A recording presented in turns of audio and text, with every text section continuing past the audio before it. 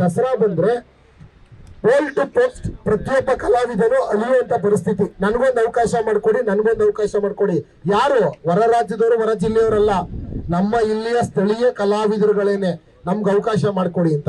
ಇದರ ಹಿನ್ನೆಲೆ ಇನ್ನೊಂದಿರುತ್ತೆ. ಏನು ಅಂದ್ರೆ, ಕಳೆದ ವರ್ಷದ ದಸರಾ 2025 ದಸರಾ ಬಿಲ್ಲು 2026 ಜೂನು ಜುಲೈನಲ್ಲಿ ಅವರ ಬಿಲ್ ಕ್ಲಿಯರ್ ಆಗ್ತಾ ಇರುತ್ತೆ.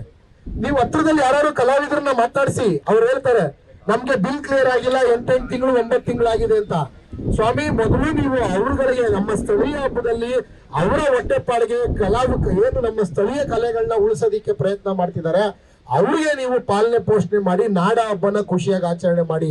6-7 ಕೋಟಿನಲ್ಲಿ ಇಲ್ಲಿಯ ಸ್ಥಳೀಯ ಕ್ರೀಡೆ ಆಗದೆ ಇರುವಂತದ್ದು, ಮತ್ತೆ ಇಲ್ಲಿ ವ್ಯವಸ್ಥೆನೇ ಇಲ್ಲ. ಒಂದು ಕಂಬಳಕ್ಕೆ ಬೇಕಾಗಿರುವಂತ ಯಾವ ರೀತಿಯ ಒಂದು ಪ್ರಾಕೃತಿಕವಾದಂತ ವ್ಯವಸ್ಥೆನೇ ಇಲ್ಲದಿರೋ ಜಾಗದಲ್ಲಿ ಕೃತಕವಾಗಿ ಸೃಷ್ಟಿ ಮಾಡಿ ಇಷ್ಟೆಲ್ಲ ಹಣವನ್ನು ವ್ಯಯಿಸಿ ಮಾಡಿ, ಮತ್ತೆ ದಸರಾ 9 ದಿನನೂ ಜಾಮ್ ಪ್ಯಾಕ್ ಆಗಿದೆ. ಈಗಲೇ ನೋಡಿ, ಪ್ರತಿದಿನ ಪ್ರತಿ ದಸರಾದಲ್ಲಿ ಸಾಕಷ್ಟು ಕಾರ್ಯಕ್ರಮಗಳಿದೆ. ಯಾರಿಗೂ ಪುರ್ಸೋತಿರಲ್ಲ. ನಮ್ಮ ಕೆಲಸ ಕಾರ್ಯಗಳಿಗೆ ರಜಾ ಹಾಕಿ ದಸರಾನ ನಾವು ಎಂಜಾಯ್ ಮಾಡುವಂತ ಪರಿಸ್ಥಿತಿ. ಅದರಲ್ಲಿ ಇದು ಹೊಸದೊಂದು ಕಂಬಳನ ತಗೊಂಡ್ಬಂದು 6-7 ಕೋಟಿ ವೆಚ್ಚನೂ ಮಾಡಿ ಇಡೀ ರಾಜ್ಯಕ್ಕೆ ಬರ ಇದ್ದಂತ ಸಂದರ್ಭದಲ್ಲಿ ಮೈಸೂರಿನ ಸ್ಪೆಷಲ್. ಮೈಸೂರಿನ ತುಂಬಾ ಚೆನ್ನಾಗಿ ಮಳೆ ಆಗಿದ್ಯಾ? ನಾವು ಈ ವರ್ಷ ಒಂದು 250-300 ಗಿಡ ನೆಡಬೇಕು ಅಂತ ಟೀಮ್ ಮೈಸೂರಿನ ಯೋಚನೆ ಮಾಡಿದ್ವಿ. ನಮ್ಮ ಮನೆಯಲ್ಲಿ 160-170 ಗಿಡಗಳಿದೆ. ಕೇವಲ 60-70 ಗಿಡ ನೆಡಕ್ ಅಷ್ಟೇ ಆಗಿದ್ದು. ಯಾಕೆಂದ್ರೆ ನಾವು ಎಲ್ಲೇ ಗಿಡ ನೆಡಕ್ ಹೋದ್ರೆ ಅಲ್ಲಿ ಸ್ಥಳೀಯರು ನಮ್ಗೊಂದು ಪ್ರಶ್ನೆ ಮಾಡ್ತಿದ್ದಾರೆ, ಸರ್ ಮಳೆ ಬರ್ತಾ ಇಲ್ವಲ್ಲ ಸರ್, ಏನ್ ಮಾಡೋದು ಈ ಗಿಡಕ್ಕೆ, ಏನ್ ಮಾಡೋದು? ನಮ್ಮ ಮನೇಲಿ ಇದ್ರೆ ಕಾಂಪೌಂಡ್ ಅಲ್ಲಿ ನಾನು ಹೆಂಗೋ ಪೈಪಲ್ಲಿ ನೀರ್ ಹಾಕ್ಬೋದು, ಆದ್ರೆ ರಸ್ತೆಯಲ್ಲಿ ನೆಟ್ಬಿಟ್ರೆ ಏನಾಗುತ್ತೆ ಅನ್ನೋ ಯೋಚನೆ ಮಾಡೋ ಪರಿಸ್ಥಿತಿನಲ್ಲಿ ಇರ್ಬೇಕಂದ್ರೆ ಇವರು ಕಂಬಳ ಮಾಡಿ ಇಲ್ಲಿ ನೀರಿದ್ಯಾ, ಇಲ್ಲೇನಾದ್ರು ಕೆರೆ ಕಟ್ಟೆ ಇದೆಯಾ, ಏನಿದೆ ಗದ್ದೆ?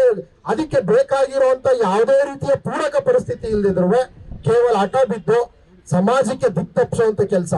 ಇವತ್ತು ಮೊನ್ನೆ ಪತ್ರಿಕೆಗಳಲ್ಲಿ ಸೈಕಲ್ ವೆಲೋಡ್ರೋಮ್ 2023ರಲ್ಲಿ 3.25 ಕೋಟಿ ರೂಪಾಯಿನಲ್ಲಿ ಮೈಸೂರಿನಲ್ಲಿ ಸೈಕಲ್ ವೆಲೋಡ್ರೋಮು ಮತ್ತೆ 8 ಕಿಲೋಮೀಟರ್ 9 ಕಿಲೋಮೀಟರ್ ಸೈಕಲ್ ಟ್ರ್ಯಾಕ್ ಮಾಡ್ತೀವಿ ಅಂತ ಹೇಳಿ 3.25 ಕೋಟಿ ರೂಪಾಯಿನ ಹೊಳೆಯಲ್ಲಿ ಹುಣಸೆಹಣ್ಣು ತೆಗೆದುಬಿಟ್ರು. ಇತ್ತೀಚೆಗೆ ನಾನು ಸಹ ಮಾಧ್ಯಮದಲ್ಲಿ ಅದ್ರ ಬಗ್ಗೆ ಆಗ್ರಹಿಸಿದ್ದೆ. ಸರ್ಕಾರ ಅವತ್ತು ಸೈಕಲ್ ಟ್ರ್ಯಾಕ್ ಅಂತ ಹೇಳಿ ಏನು ಝಾನ್ಸಿ ಲಕ್ಷ್ಮೀಬಾಯಿ ರೋಡ್ ಇರ್ಬೋದು, ವಿಶ್ವಮಾನವ ಡಬಲ್ ರೋಡ್ ಇರ್ಬೋದು, ಸೀತಾ ವಿಲಾಸ್ ರಸ್ತೆ ಇರ್ಬೋದು, RTO ರಸ್ತೆಯಲ್ಲಿ ಇರ್ಬೋದು, ಪ್ಲಾಸ್ಟಿಕ್ ಒಂದು ಡಿವೈಡರ್ ರೀತಿನಲ್ಲಿ ಹಾಕ್ಬಿಟ್ಟು ಇವತ್ತು ಆ ರಸ್ತೆಗಳಲ್ಲಿ ಅದರ ಪರಿಸ್ಥಿತಿ ಏನಾಗಿದೆ? ಕೇವಲ 3 ವರ್ಷಕ್ಕೆ 3 ಕೋಟಿನ ಹೊಳೆಯಲ್ಲಿ ಹುಣಸೆಹಣ್ಣು ತೆಗೆದಿದ್ದು, ಅಲ್ಲಿಗೆ 1 ವರ್ಷಕ್ಕೆ 1,20,00,000 ರೂಪಾಯಿ ರೀತಿ ವೇಸ್ಟ್ ಮಾಡಿದ್ದೀರಾ. ಸಾರ್ವಜನಿಕ ತೆರಿಗೆ ಹಣ ಅಲ್ವಾ ಸ್ವಾಮಿ? ಮೂಲಭೂತ ಸೌಕರ್ಯಗಳು ಕೊಡ್ತಾ ಇಲ್ಲ. ಇಲ್ಲಿ ರಿಂಗ್ ರೋಡ್ ಇಂದ ಸುತ್ತ ಇರುವಂತ ಅನೇಕ ನಿವಾಸಿಗಳು ಬಂದಿದ್ದಾರೆ. ಅವರು ಕೇಳಿ ಇವತ್ತು UGD ಸಮಸ್ಯೆಗಳನ್ನ ಬಗೆಹರಿಸಿಲ್ಲ, ಕುಡಿಯೋ ನೀರಿನ ಸಮಸ್ಯೆಗಳನ್ನ ಬಗೆಹರಿಸಿಲ್ಲ. ಅನೇಕರು ಬೋರ್ ಆಗ್ತಿದ್ದಾರೆ. ಈ ತರದ್ ಮಾಡಿ 6-7 ಕೋಟಿ ರೂಪಾಯಿನ ದಯವಿಟ್ಟು ದಸರಾದಲ್ಲಿ ತಗೊಂಡ್ಬಂದು ಹಾಳು ಮಾಡಬೇಡಿ.